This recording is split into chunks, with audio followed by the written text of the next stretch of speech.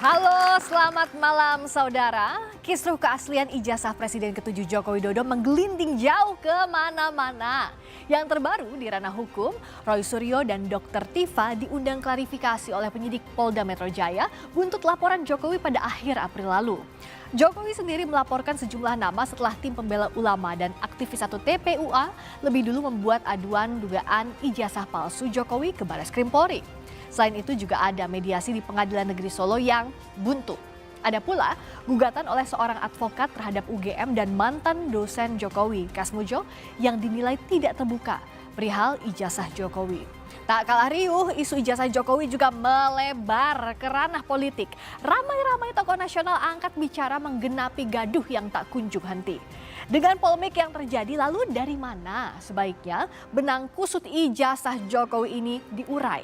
Dan agar publik percaya, wewenang siapa membuktikan? Apakah kewenangan UGM sebagai alma mater Jokowi, kewenangan polisi yang bercabang karena ada beberapa laporan, atau pada pengadilan yang kemungkinan besar juga akan kebanjiran banyak perkara terkait ijazah Jokowi? Kita akan membahasnya bersama dengan sejumlah narasumber. Ada Roy Suryo, penuding ijazah palsu Jokowi. Selamat malam Mas Roy. Malam Mbak Friska, malam juga semua pemirsa. Ada Freddy Alex Damanik, Waketum Projo. Mas Freddy, hai, selamat malam. Selamat malam Mbak Friska.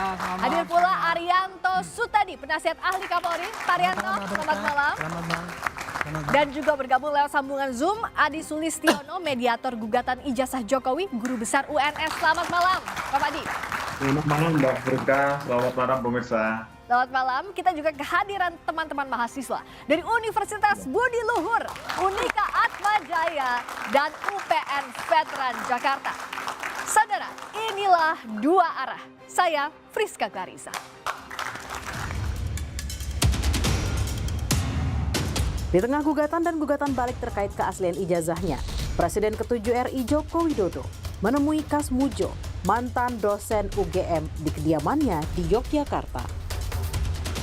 Begitu datang saya terima kasih matur nuwun, saya ditilihi anak buah juru murid saya. Kalau saya dengan orang-orang bilang saya itu dosennya, saya gurunya. Jokowi mengaku ia menemui mantan dosennya untuk menawarkan bantuan hukum. Kasmujo bersama rektor, wakil rektor, hingga dekan Fakultas Kehutanan UGM digugat secara perdata ke PN Sleman karena UGM dinilai bungkam di tengah polemik keaslian ijazah Jokowi. Saya membaca beliau, Pak Insinyur Kasmujo, kemudian dekan Fakultas Kehutanan, rektor UGM digugat. Beliau ini kan sudah tua, sudah sepuh. Saya ke sana untuk mengkonfirmasi apakah mungkin saya bisa membantu dari sisi tim hukumnya.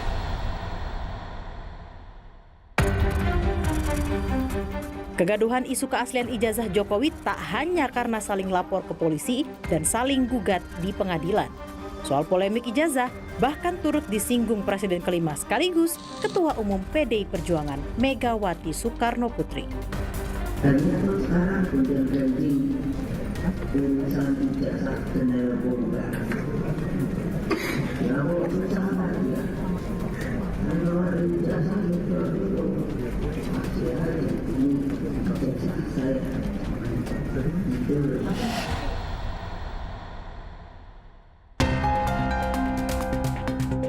Komardin, advokat di Makassar yang menggugat UGM dan mantan dosen UGM, mengajukan gugatan dengan alasan jejak akademik Jokowi bisa dibuktikan di pengadilan. Semakin hari semakin panas, semakin hari. Nah, ini tentu berpengaruh kepada pendidikan kita. Kenapa bisa begini? Mungkin arsip jasanya kah? Atau skripsinya kah? Jadi termasuk jasanya itu kita minta dibuktikan di pengadilan.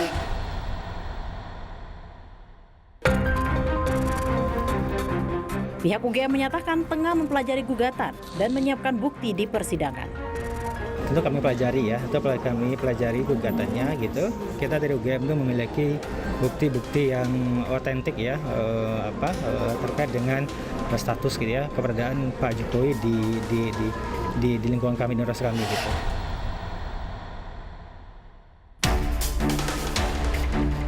Di luar gugatan terhadap UGM dan mantan dosen Jokowi, proses hukum tengah berjalan di Pengadilan Negeri Solo, Barreskrim Polri, maupun Polda Metro Jaya. Di Pengadilan Negeri Solo, mediasi buntu karena pihak Jokowi sebagai tergugat menolak menunjukkan ijazah yang diminta penggugat. Sementara, pada hari Kamis, Roy Suryo dan Dr. Tifa telah dimintai klarifikasi di Polda Metro Jaya soal tuduhan ijazah palsu. Sedangkan pekan lalu, Jokowi telah mengutus sang adik ipar Wahyudi Andrianto untuk membawa ijazahnya ke Barreskrim Polri. Kedatangan adik Jokowi memenuhi panggilan penyidik terkait dugaan ijazah palsu yang dilaporkan tim pembela ulama dan aktivis. Setelah gaduh kemana-mana, timbul pertanyaan, pihak mana yang kredibel menjawab keaslian ijazah Jokowi?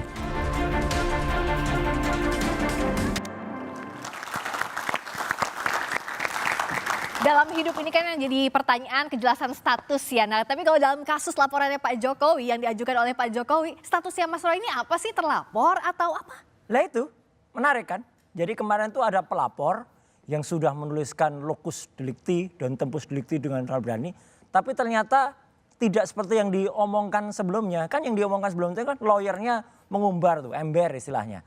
Ya, kami melaporkan RS, RSTT, PS dan lain-lain. Ternyata nggak ada menurut kepolisian. Jadi kan kasihan polisi ini. Tuh, Mas Roy itu statusnya apa sampai sekarang dari kemarin Nggak ada. polisi? Statusnya saya independen. Diundangnya sebagai apa? Diundangnya memang tertulis sebagai saksi. Cuman gini Pak, dalam prinsip hukum ini juga harus diketahui.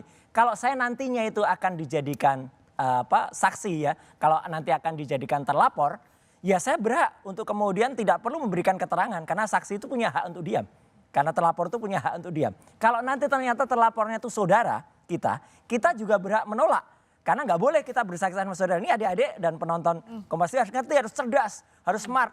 Jangan sampai waktu kita terbuang percuma. Udah duduk, diambil keterangan sampai jam 11 malam. Akhirnya nggak bisa dipakai.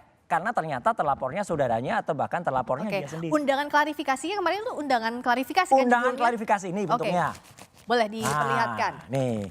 Dan yang menariknya lagi karena klarifikasinya bersifat klarifikasi, maka semua kan jadi saksi. Jam 10 saya diklarifikasi. Oke, saya boleh dilihatin Mas ke kamera. Jam 10 saya diklarifikasi. Jam setengah 8 pagi saya masih mampir Kompas TV.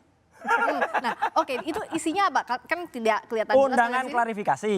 Sebagai diberitahukan saksi kepada saudara bla bla bla bla bla. Sambil dilihatin ke depan Mas ya, kamera. Oh, kan nggak bisa baca nanti. Ya, sebagai saksi gitu ya. Di sini ada kemudian 6 pasalnya banyak banget. Tapi objek perkaranya ada untuk kasus apa? Nggak ditulis juga. Pasal-pasalnya ditulis. Pasalnya ada seabrek 310, 311, 27A. Oke, jadi yang pencemaran nama baik, fitnah, undang-undang ITE. Terus yang jahat ini. Ada pasal 32 dan 35. Kenapa saya bilang jahat? Pasal itu saya dulu perancang undang-undang ITE bersama dengan teman-temannya. Itu untuk transaksi elektronik. Untuk orang kalau kirim bukti kemudian diubah. Atau ada orang kirim data yang palsu tapi disebut asli. Itu kena, bukan untuk soal ini. Jadi kenapa kok pakai penyelundupan pasal? Dan yang paling penting Mbak, kan di situ terus tanggal nih. Ada 26 Maret 2025. Lokasinya Jakarta Selatan. Jadi tempusnya jelas, lokusnya jelas. Saya nggak ada di situ. Jadi begitu saya nggak ada di situ, penyidiknya juga bingung. Pak Roy dengan enggak. Ya udah, ngapain terusin? Selesai. Oke, Mas Freddy. Kata Mas Roy itu masih jadi tanda tanya statusnya apa? Bukan terlapor. Apa Mas Freddy lihat apakah kasus ini tanda kutip coba-coba karena tidak ada terlapornya siapa begitu, tapi sudah disampaikan ke publik? Ya. Nanti biar Polri yang menjelaskan, tapi saya coba menanggapi. Jadi ketika kita membuat laporan, ya kan di situ identitas pelapor tulis, kemudian siapa yang dilaporkan ditulis, ya kemudian apa yang dilaporkan ditulis. Nah nanti penyidik menulis itu. Nah. Kemudian itulah yang menjadi istilah di publik. Bahkan penyidik juga sering menggunakan itu. Kalau sudah masuk di dalam proses penyidikan, maka akan menjadi saksi pelapor, saksi terlapor, kan begitu. Nah mungkin ini tadi saya belum lihat, tapi dari sepintas itu ini adalah undangan klarifikasi. Nanti Bapak bisa membantu menjelaskan undangan klarifikasi itu biasanya itu masih dalam tahap penyelidikan. Ya, nanti dicari keterangan, dikumpulkan keterangan-keterangan, bukti-bukti awal, apakah laporan atau yang dilaporkan ini memenuhi cukup bukti awal untuk sampai ke tahap penyidikan. Nanti biasanya di tahap penyidikan itu sudah ada tersangkanya. Jadi tidak ada yang salah kalau dari Tidak ada Mas yang Freddy? salah, itu Dari biasanya proses yang biasa di dalam proses Oke. penyelidikan di polisi. Oke. Demikian. Oke, dari Pak Arianto, kalau dari proses yang sekarang kan kemarin diundang klarifikasi Mas Roy, tidak ada nama terlapornya, secara hukum acara pidana, apakah ini sesuai atau tidak? Maaf, saya tidak mau menjawab yang teknis ini ya. Tapi saya akan ingin melihat masalah ini, masalah skala besar, global. Ya. Bagi polisi ya, gonjang-ganjing, gaduh kayak gini ini ya. Itu sudah sehari-hari itu makanan kita itu. Ya. Polisi itu setiap hari menghadapi sengketa. Bukan sengketa perdata, tapi sengketa pidana. Kasus ini yang terjadi adalah sengketa pidana antara dua pihak. Yes. Yang satunya lagi menuduh sana pakai ijazah palsu dan yang dituduh enggak merasa punya. Yang dituduh itu balik menuduh bahwa itu menebarkan berita bohong. Itulah yang terjadi sekarang ini.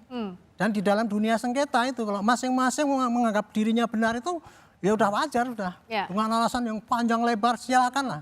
Oke. Cuman sayangnya sekarang ini ya, ini kasus ini sangat world news. Artinya apa?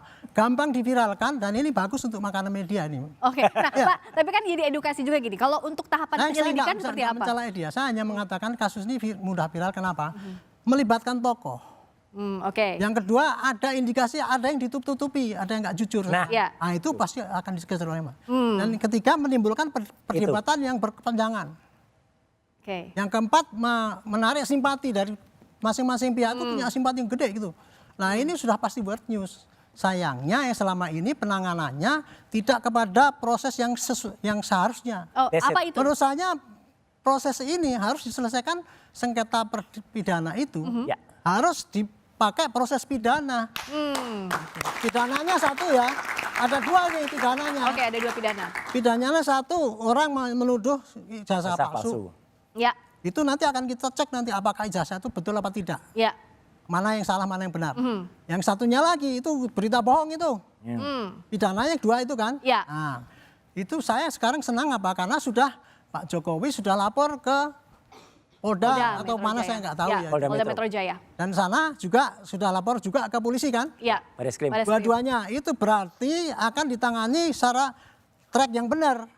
Gitu. Jadi saya optimis bahwa kasus ini kalau polisinya mau sigap cepet gitu ya dan jujur terbuka, ini akan pending kepada nanti di proses pengadilan Ya. dan disitulah nanti akan kelihatan siapa yang sebetulnya benar, siapa yang kemudian salah. Oke, jadi kalau Kira-kira kata Pak begitu, Arianto ini saudara. sudah on the track begitu ya proses Ya. hukumnya. Oke.